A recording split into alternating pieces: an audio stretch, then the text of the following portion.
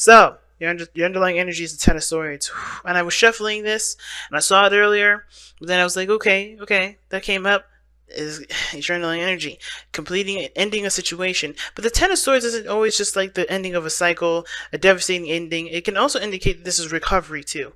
This is yes, it may have been a brutal ending that you guys have gone through, but the healing portion is the part that's the most that's the biggest number for the Ten of Swords, right? It's the biggest point, is recovering from something so devastating. And a lot of the times, right, we can go, we can heal, and we can be on our own for a little bit, and we may it may take a long time for us to truly heal from a lot of those wounds.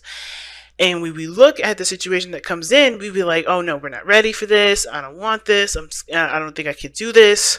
But you have everything that you need to actually jump into this new beginning. So the Ten of Swords is coming up as relevant says the worst has happened, but it's still plaguing and dictating how you move forward in your life because it hasn't been recovered yet. You haven't truly 100% recovered. And you're never going to 100% recover before something new comes into your life, because that's just not how the universe works. It's like, perfect timing. You're halfway through. Let me just throw a monkey wrench in here because you're ready. So that being said, I do see you guys with the Six of Swords. You guys did try to move on. You guys did try to adjust, and now it's time to trying to get to the Ten of Swords where the worst is truly over.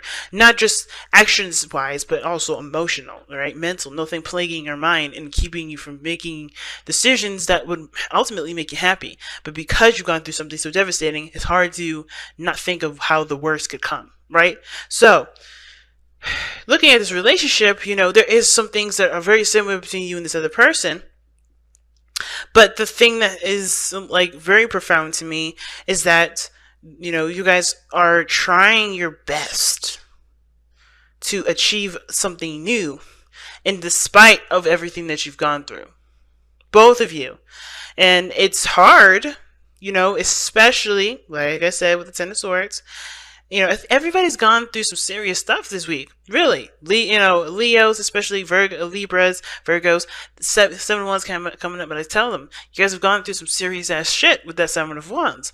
And even though you know how to get to where you want to be, you're using that information to defend yourself. And I feel like everybody's kind of getting that sort of same message. Everybody's getting the same sort of message, including you this time around too, Scorpios. But, everybody is trying to go ahead and be out there and try to, get what they want. But it's hard when this has impacted your life. So it's like, what do we need to do? How can we overcome this? What do I have to do to be able to, have a prosperous relationship with the person I have right now, currently in this relationship, or someone brand new? So we're going to go ahead and start, right? We're going to start with this person here. Feel free to pick the side that resonates with y'all the most. But the person with the Queen of Wands in their mind spaces has a tremendous amount of confidence. They're ready to put themselves out there. They're cool with their authenticity, right? They're aware of who they are through and through, dark and light. They're accepting that part of themselves here. I think that's the hardest part for them, is accepting the darkness as well as letting them shine bright. Because Scorpios, you guys are very private. So you guys are not trying to be like the people, the life of the party. You guys are not really those kind of people. You're not a Leo, you're a Scorpio. You don't resonate in the shadows, but you don't want to like everybody up in your business. But somehow people still be drawn to you anyway, right? You like privacy. You like to, you have your own space, and that's good. But people still gravitate to you because, you're mysterious, and people, people love that. But at the same time, like, you becoming more aware of those, of those aspects about you, or you are aware of those things, period. You've always been. And it's about letting that part of you shine now, instead of, trying to, instead of like no longer kind of not shunning it or hiding it, just like, not really caring about it. You're more confident. You're stepping more into your energy, and you're rocking and vibing in a very powerful way. And I see this relationship for you guys, how you guys coming into it, is you being yourself. The most that you've ever been. And especially since something happened in the past where somebody either has betrayed your trust, because this is the card for betrayal, made you feel like you can't be yourself because they would they would do something that would hurt you, and the last time you've ever been open and who you are. Like I said, you guys are private people. Nobody knows you to the very extent unless you let them in. The last time this happened, you had pains. You had someone backstab. You have been hurt before. Now the other person has got the magician, so they're coming in very confident too. They think that they can be themselves as well. But the thing is that they also see this relationship as something that they've manifested into their life, because they are prepared for the relationship. They feel like they're the most ready. They're as ready as they can be anyway, right? But the way that they're acting right now is the Two of Pentacles. They're weighing up options. They're juggling things. They're kind of distracting themselves. It kind of looks like the things that they're going into, like they think that they're ready, but the way they're acting isn't. So maybe in actuality, they may not feel like they're ready. They may feel like they need a little more confidence, and which is why they're distracting themselves and they're putting other things before their feelings or their emotions, which is in turn putting things in front of y'all's relationship from getting, from having progress being made, because this person isn't feeling very good, feeling very hot about themselves. Perhaps this person may feel like the last time they were in a relationship, they weren't prepared for it, they weren't ready, and they may feel like they're responsible for it being over or being destroyed. Or maybe this person feels like they're not sure if they're ready because of whatever happened to them, which is probably betrayal too, and they're not sure if they could trust, right? Because the Two of Pentacles, this is weighing up options, like figuring out which is the practical option, because they're not letting their heart in. That tells me they don't trust their heart. They don't trust their heart when making decisions, because the last time they put their heart into something, they got hurt. They got seriously injured, like injured in the heart space, right? They were crushed. But that doesn't mean that their heart was wrong. And I think the situation when they're just looking at practical stuff is them saying that I don't trust my heart, so therefore I don't know if I can truly be in a relationship. Therefore, I don't know if I can truly love myself, because I don't trust that my feelings are going to protect me. But that's the thing, right? I think the thing is with boundaries is that we get it messed up. We think that our heart, our intuition is meant to protect us. It's meant to lead us towards, not improvement, but towards, learning things new, experiencing things. Our experiences, the knowledge, the thoughts, the practical thinking. Those are the boundaries. Those are what are meant to protect us, not our hearts, because our hearts always do what's best for us and always ring true to who we are as individuals. And the only way for us to be able to be true to ourselves as individuals is by listening to that heart part. But we have boundaries, we have experiences, we have knowledge, we have thoughts, we have traditions, we have routines to keep our heart safe, because we have to protect our heart, not vice versa. So I feel like with this person, they're thinking, I can't trust my heart doesn't protect me, I have to be able to come from a practical space to figure out whether or not this is good enough for me. This is clearly showing that they're not trusting their heart, but the magician is balanced in the sense that he knows that he has to have emotions, he has to believe in himself. That's the part that I am not seeing from this person. They're coming from an all practical place. So they know that they're not in a place of, I don't think I thought they were thinking, I don't know why I thought that somebody may be thinking that they were ready. But in actuality, they're not. I think maybe this person is wants to be ready, and they kind of try to believe that they're ready, kind of lying to themselves. It could be, not all the time, that may not resonate with a lot of you guys. I think this person is honestly, how they truly see themselves in the relationship, or how they really think with this relationship, is that they're not truly ready.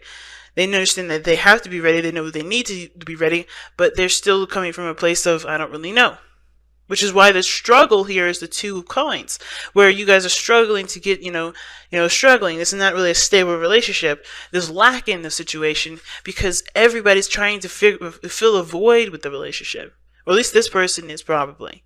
Or perhaps I should take it back. I don't think anybody's trying to fill a void with the relationship. I think everybody's realizing the void that they have, and they don't think they can contribute in the relationship because of that void, when that is not the case. Everybody has everything that you need. You have everything that you need.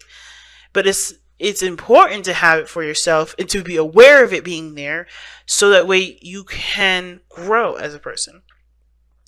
So there is a feeling of lack and not having enough of this. Either that's trust, or feeling like this is feeling supported and feeling stable. Because everybody's going through their thing with their emotions at this moment. Because whoever this person is, they're going through some seriously old issues that have hurt them so badly that this is a trigger. You know, I think this person does see this person as a soulmate, the Six of Cups, but even then, this reminds them of the time that we were in a relationship with someone that they thought was a soulmate too, which very well still could be, right? Because soulmates could be anybody, but they were hurt last time they got involved with a relationship with somebody that was a soulmate, that they thought was a soulmate, that they felt a deep connection with. But I feel like this person is understanding too that this doesn't always have to be this way. The Three of Swords, that pain that they've experienced from the previous relationship here, that doesn't have to be this way. It doesn't have to be this way this time. Because not only have they grown as individuals, have they changed, have they accepted themselves and said screw it to everybody else's, BS and stuff like that. They've gotten more stronger in who they are. They are recognizing that even though this pain is coming up to remind them of the dangers of being in a relationship, they also understand that they've learned so much and improved so much that this doesn't have to be a reality. That their self-respect, that their love, that their boundaries that they've placed for themselves and for the people around them that they've set up can protect them and can lead them to a place of happiness again. It doesn't ever have to go down this road. It doesn't have to go down this Ten of Swords, Three of Swords road, being badly hurt and feeling betrayed. But this person has to trust their heart again in order for there to be more. In order for them to be able to take this step. Because this is a relationship. This has nothing to do with, practical stuff. Unless this is a business relationship. Maybe you guys are struggling with the finances right now and somebody's trying to make a decision about what thing they should invest their time and effort into and put all their dough into that because they're not confident in any other, in their emotions and, figuring out whether or not this is the right path for them to go down and seeing how it works. Because either way can turn out just as bad. But they're not allowing themselves to believe in any of these options, which would actually help them to prosper. Because if they believed in one of the options, they not only would they just be diligent and focused and committed to making it work, but they would have so much energy put into it. They have so much, that is manifestation energy going into what they're putting their time and effort into. And I know I went into a business sort of thing. But that's how I see it, right? Even when it comes to a relationship, they believe in themselves and they believe in the relationship that it won't turn out, and it doesn't need to turn out like it has been in the past. And even not even focus on the past, focus on how it can be better, how it can be beautiful. What where you guys can do, how you guys can connect. If they focus solely on how they can make the best out of their relationship, there can be some beautiful seeds sown and things growing in such a beautiful, beautiful garden. This person is not coming from a place of belief. This person's coming from a place of fact or a place of prediction. Because at the end of the day, the case, coins, they're real. And the only thing that you can do when it comes to the Pentacles is to predict what needs to be done in order for this to happen, when you could just have faith and keep moving forward. So it's interesting that what brought you two together was the Chariot. You have total 100% control of the self. You could rely on yourself. You could believe in the fact that you can do things and whatever, right? And I feel like you guys did tap into this situation where I think this person is confident in themselves as a whole, but not as in a relationship person, right? Not in a relationship. This person is confident in how they can execute things on their own. They can rely on themselves. They can trust themselves whatsoever. They got that. But when it comes to another person, they struggle. When it comes to a relationship, they struggle. And I feel like it's the same thing with this other person, right? They know that they can take care of themselves. They know their power. They know their strengths. They know they can do X, Y, and Z. And yet, they're struggling with the idea of another person involved. There's a struggle with the other person. They can rely on and they have great willpower. They can control themselves. But they cannot control the other person. They cannot control the outcome of that. So they lack trust, in my opinion. They lack trust that there can be beautiful things that can come from just them focusing on them, making the best out of their situation, the best out of their relationship, and allowing the other person to be the best that they can be too. I think both parties are coming from a good place, at least trying to be, trying to come from a good, from good intentions. But it's hard when you've gone through something so painful, and it's it obscures your view. The people, in it may let it obscure your view, because it doesn't always have to be this way. It doesn't always have to end up like that. So let's go and take a look at your whispers of love. Whispers of love, the wisdom of the oracle. Regeneration, that is what I'm talking about. These cards are on point today. So regeneration, guys, what does that mean? Well, it really means it's the card for you, Scorpio. Like, this is your card here. Really, technically, it's judgment and death. That's really like your kind of cards, right? They associate with you the most. What you give your energy to the most. But regeneration is very similar to those cards, because it talks about a situation not being over just because it's, hit some serious devastation, right? That's lava that's coming away from this growing crop that burned away probably the entire forest, but there's still life after death. You are still alive. You've gone through a transformational period. You've gone through serious changes due to the things that have been put to death, that has ended devastatingly, probably, just like how this lava is just trickling away. But you are beautiful. You're still growing. You're still sprouting. You're showing life, and you can give life to anything. No matter what devastation you've faced, the end is never ever truly the end. And I think that's one of the things that I'm learning so much about in this lifetime, is that death is never truly death. It's just a cycle that we go through that transforms our experience to something different.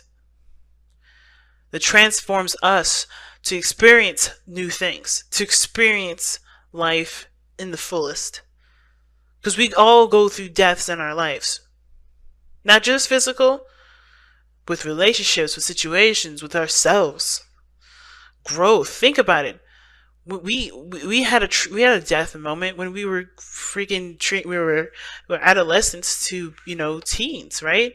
When we were babies to to growing up to being a teenager. That period where we're 10, like from 9 to 13, we were transitioning to being adults. That weird awkward phase of being a preteen.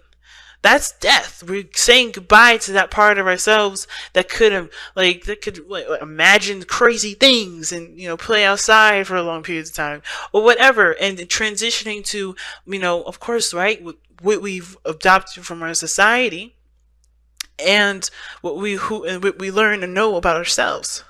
We're transitioning. Everything that we know is coming to an end. But it's also coming to a new beginning, because we have to adjust to what we are and who we are in that moment. And I know I'm using kids as a reference, but think about it. We are always children. No matter how old we are always children, because we are always growing, we are always transitioning, we're always moving with the life. And this is exactly one of those things. This is exactly one of those things. Life does come after death. And it may not, and I don't think in this physical sense, in the sense of like me trying to say like, hey, there's an afterlife after this, or we reincarnate, but more of like, we go through deaths in situations in life all the time. But it's never the end, because we always have to find a new way to sprout our new sprouts, our new saplings rather, and grow that beautiful tree that we've always wanted to see blossom into something beautiful.